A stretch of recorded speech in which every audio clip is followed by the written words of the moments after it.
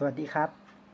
วันนี้ผมก็จะมาแนะนำวิธีการลดเสียงรบกวนนะครับของไมค์นะครับสำหรับคนที่ถ่ายวิดีโอโดยใช้ไมค์ภายนอกครับไมค์พวกที่เป็นหนีบปกเสื้อหรือว่าพวกไวเลสไมค์นะฮะเวลาที่เราซื้อมาในราคาที่ประหยัดแล้วเวลาจะเอามาใช้เนี่ยมันก็อาจจะมีเสียงรบกวนนะครับผมปกติของเดิมนะผมจะใช้วิธีลดเสียงรบกวนโดยใช้โปรแกรมคอมพิวเตอร์นะฮะแต่ว่าตอนหลังๆเนี่ยผมถ่ายวิดีโอแล้วตัดต่อในมือถือแล้วก็จะพยายามให้จบในมือถือเลยอัพขึ้นเลยนะเพื่อสะดวกนะครับคราวนี้ผมจะลองเสียบไมค์ตัวนี้นะฮะตัวที่วางอยู่ด้านหน้าเนี่ยเข้ากับกล้องโดยตรงนะครับ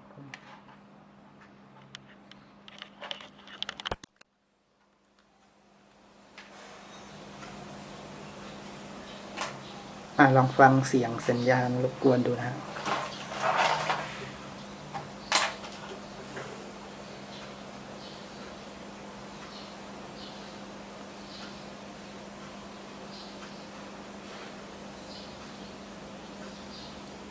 โอเคครับ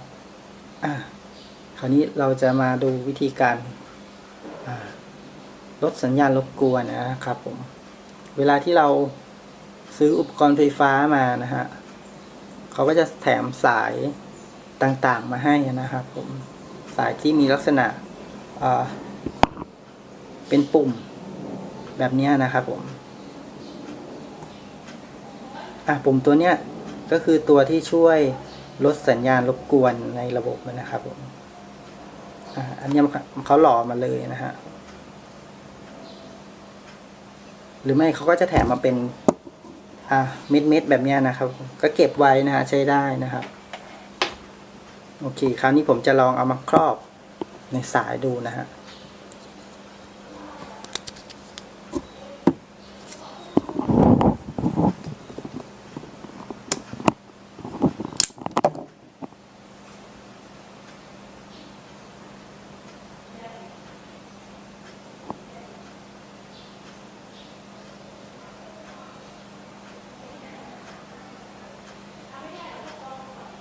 เขาจะทำให้สัญญาณรบกวน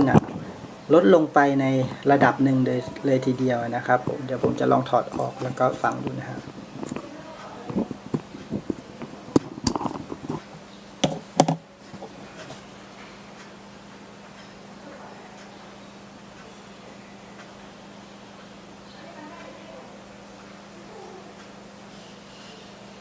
โอเคใส่ใหม่ถ้ากลัวว่าเวลาใช้แล้วมันจะรูดนะครับผมก็พันสายไปทบหนึ่งก็ได้